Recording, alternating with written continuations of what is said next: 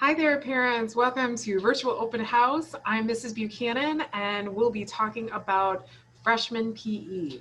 Let me pull up my screen here. Just give me a moment. So much tech this year. All right, so a little bit about me. I got a bachelor's degree in athletic training from Southeast Missouri State University.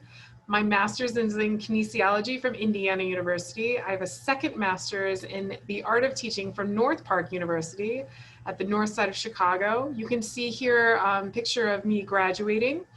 I am a mother. I have two young children. I've got a second grader and a 3-year-old. And this is my first year teaching officially at Lyons Township. I did my student teaching here last year, and I've been employed at LT for the last 4 years. So activities that I'm involved in here at the school, I've been a 3-season athletic trainer. This is my 4th year. I'm also a co-sponsor for the athletic training club. Unfortunately, we don't have that club this year. And I've also been known to dabble as the wrestling scorer. So you can see here, I'm with my colleagues, the other athletic trainers. So we do sports medicine for the teams here at Lyons Township. We do treatment, rehabilitation, evaluation of sports injuries. So a little bit more about me. I've been an athletic trainer for 17 years. I have worked at a lot of different schools. Most notably at Loyola University. I was there for 5 years, traveling around with the women's softball and women's volleyball team. My claim to fame is that I know Sister Jean. She's now a national celebrity after the bid for Loyola University, and their basketball team went to the Final Four back in 2018. So the mission statement for Lyons Township is Vita Plena. This means the quest for the fulfilling life. So our PE program does fulfill the overall wellness of your students. And so we provide a range of experiences for students to be active, especially during this time. So why do we do PE? Why is it important? Well, we have seen studies that have shown that after sitting quietly, there's not a lot of brain activity that's happening. However, after a 20-minute walk, you have focus and you have increased activity in the brain, which makes students smarter. So that's why PE is so important for your students. So how are we doing things differently with virtual? Well, we are doing a focus on personal fitness instead of traditionally we would have a lot of units with games and that kind of thing, but this year we have focused on fitness. We also are focusing on social emotional skills. So students, we give them plenty of time to talk with their classmates, try and make new friends, especially with them being freshmen here at LT.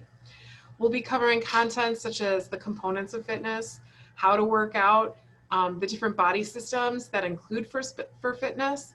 And then students are expected to be physically active during class. At least once a week, we will be having a workout, whether that be teacher-led or student-led. It is a requirement.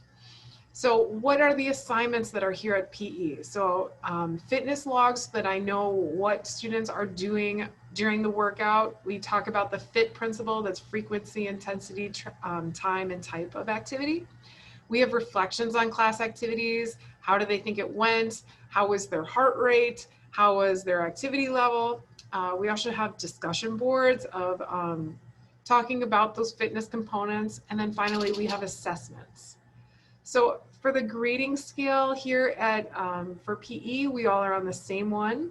Essentially, it's divided into 4 different objectives. The first objective is mostly about skills and techniques. That's 20% of the grade. The objective 2 is about reading assessments. So those are going to be more of the reflection scenario responses. That's 20%. The largest objective is objective number 3. That's physical movement and engagement and observation, heart rate monitor assessments, those type of things. That's 50% of their grade.